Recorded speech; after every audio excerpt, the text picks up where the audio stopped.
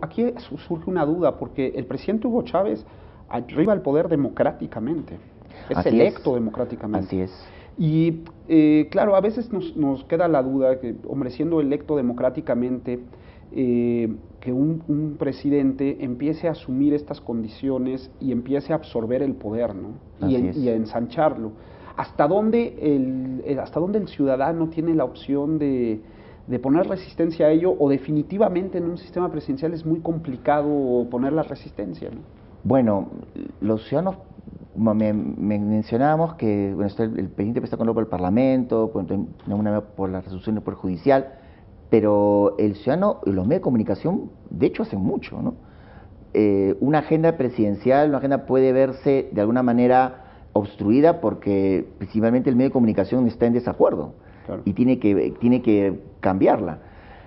Por eso es que el objetivo de estos presidentes omnipotentes es atacar los medios de comunicación.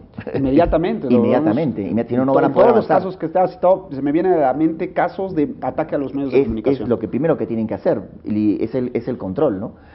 Es ahí cuando, por ejemplo, pasamos de un presidente con con personalidad, con carácter, a un presidente autoritario y omnipresente, ¿no? Cuando interviene los medios de comunicación y los empieza a controlar, porque esa manera se controla la opinión pública y se controla la información, y luego el siguiente paso es que el gobierno a través de esos medios dice quién es el enemigo al régimen. Claro, desde luego. Y esto, pues claro, contamina.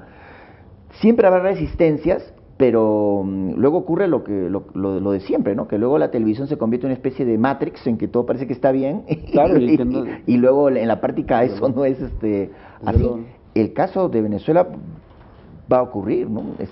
Se van a sincerar, si se concluye todo, en fin, no sé, si hubiese un cambio de régimen, no lo sabemos, tarde o temprano se sabrá las reservas de Venezuela, claro. La situación económica. Desde luego. Hay otro tema que es muy interesante, que es el caso brasileño. Sí. Brasil también ha significado un cambio de paradigma interesante en la forma de hacer política. Al parecer, el presidente Lula transforma el sistema brasileño. Sí. ¿Cuál es su opinión al respecto? ¿Realmente podemos hablar de Brasil como un ejemplo de democracia moderna en Latinoamérica? Yo lo que veo es que en Brasil son pocos años los que ha estado Lula como para que se dé este cambio tan rápido. Eso es lo sorprendente, ¿no? Brasil se ha convertido en la época del videopoder, ¿no? Se ha convertido en ahora como casi el estrellato, ¿no? Era un sleeper, ¿no?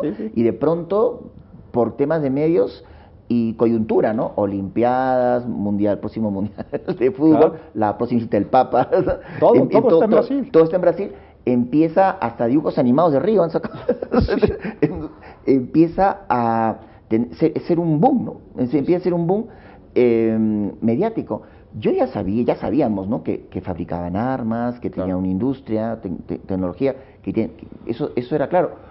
Pero de alguna forma el boom de Brasil es reciente, y es algo que no se puede negar, que de alguna forma Lula lo ha motivado, ¿no? Ahora, sobre cómo marcha la democracia en Brasil, vamos a ver, hay muchos contrastes, ¿no? Hay mucha gente que pasa necesidad, claro, en Brasil, y luego, pese a todo, hay un dato interesante que hay que ver, que es el siguiente: Lula ya no gobierna, es Rousseff. Sí. Y se sigue hablando de Lula. Sí, claro. Entonces, eso es curioso, ¿no? No quisiera ahora señalar, pero hay que mantener, no puedo hablar de eras, ¿no? Y la era de Lula no fue muy larga. No obstante, ha cambiado el régimen, y aunque sea del mismo partido de presidente Lula, se habla más de Lula que de la presidenta. Y no me extrañaría que hay gente que crea que Lula sigue gobernando y no controla el nombre del actual presidente. Desde luego. Es una cosa curiosa, y eso en la democracia como que empiezo a tintinear, ¿no? No, desde luego. Quiere decir que también hay un fenómeno ahí interesante de manejo de poder. De manejo de poder, ¿no? Entonces, tras las bambalinas. Es inevitable hablar del tema de Perú, ¿no? Porque Perú cambió mucho.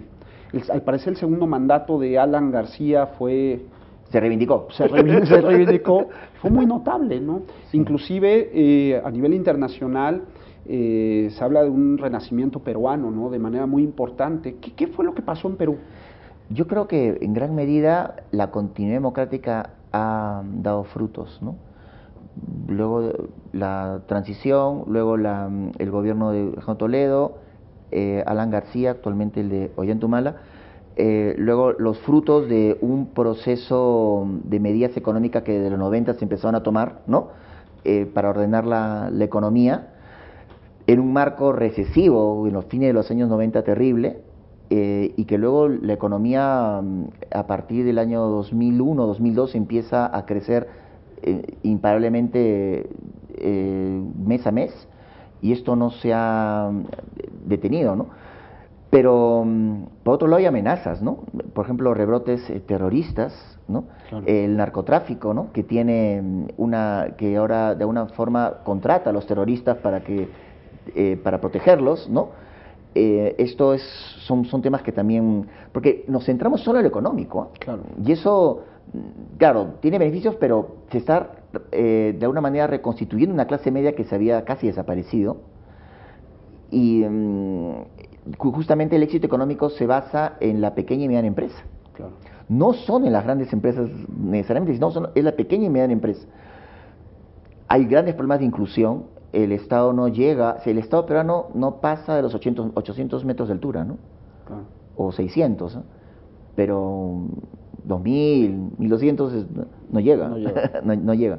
Entonces, eso no, es decir, en los próximos 20 años, si no logramos llevar el desarrollo, ¿no? a todos los rincones del país, pues se estará viviendo una ilusión mediática con respecto al Perú. Evidentemente hay buenas noticias porque estamos venciendo la inflación, claro. Pero, por ejemplo, vencemos la inflación, pero tenemos cuotas de analfabetismo muy altas, que el gobierno anterior las ha reducido, pero siguen siendo altas. En otros países vecinos del Perú es 0% de analfabetismo. Esa batalla no se ha perdido. Y es un tema que tiene que ver con la Constitución, porque la Constitución resuelve el problema diciendo que los analfabetos tienen derecho al voto. Ya no hay discusión. Caramba, claro. Entonces, pero ya no se discute, pero siguen habiendo analfabetos. Claro. Entonces, eso no puede ser. Más bien, si no votara, el tema estaría vivo. El tema estaría, por supuesto que quiero que voten, pero si ya les has dado voto, dales educación. Claro, educación. Porque ¿de qué manera se puede participar? Así es. Si la información que yo puedo obtener ni siquiera la puedo obtener, ¿no? Porque no la capto. No la tienes. O temas dramáticos, que gente viaja 2 días para votar, incluso viajando por el río, llega a la plaza de armas y pregunta por quién voto. Van por temor a que luego sean multados por no votar. Por no votar, claro. Porque el voto es obligatorio en Perú.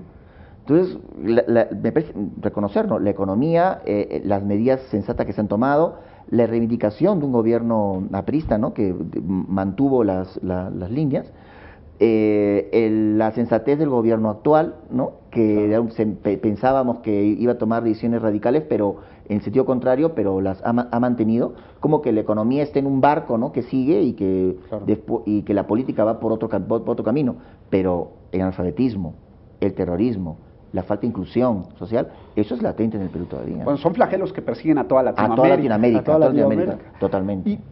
Y es inevitable también hacer una pregunta acerca del tema jurídico, ¿no? Porque al parecer también los sistemas jurídicos latinoamericanos están teniendo una migración. Durante mucho tiempo Latinoamérica estuvo muy encerrada en un sistema positivista, ¿no? Sí. Todo era la ley, y en muchos lugares todo sigue siendo la ley. Sí.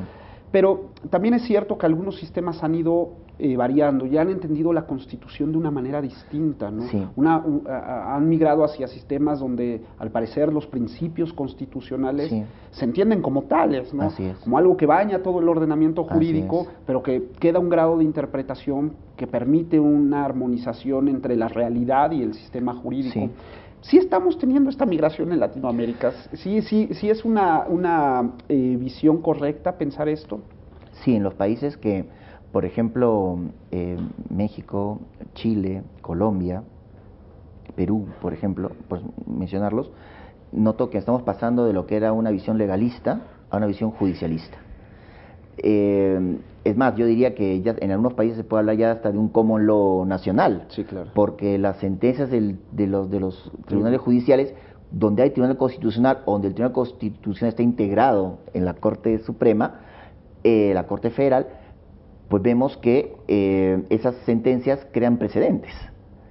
Y ya no basta leer la Constitución, uno tiene que leer la jurisprudencia, entonces hay un cambio radical. Yo la carrera de Derecho la estudié casi sin sentencias, porque no había, o sea, eran muy pobres. Claro. Hoy en día un alumno de Derecho no puede dejar de leer la jurisprudencia para poder entender lo que la Constitución es. Y es cierto los principios, ¿no? Las sentencias que se dictan traen consigo los principios, reconocen los principios, y esos principios de alguna manera nos ayudan a entender lo que es la Constitución, ¿no? La Constitución empezó a estudiar sus propios principios, el de unidad, concordancia práctica. Bueno, para el público presente que nos escucha, quizás esto sea un poco heterodoxo, ¿no? Claro. Pero los principios, hoy estamos en una época, efectivamente, como dices tú, de principios, ¿no? Y de un common law nacional, que era impensable, ¿no?